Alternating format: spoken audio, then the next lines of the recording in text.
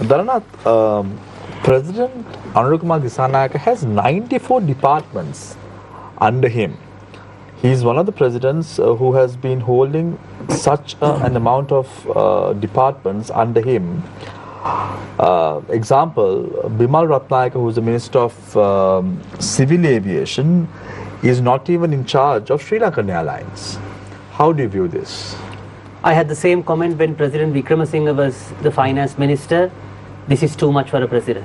And this is concentrating power too much because it's impossible. You have 94 departments. Even if you spend one day, probably you can go 3 days. Even if you work like probably 300 days a year, you can visit that department 3 times a year, which is not feasible.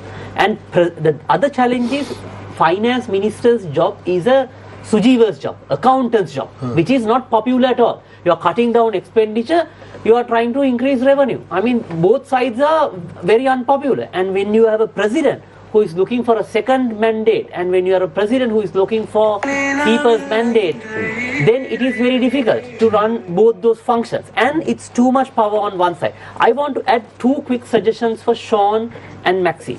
On Sean's, I think digitization, I go 100% with Sean. Another way to look at it is you bring down the tariff deviation down. Now the problem is now for each HS code, there's a separate tariff calculation. When you have so much of deviation on tariff, that's one area that the customs can tweak. Because this HS code, there's one tariff.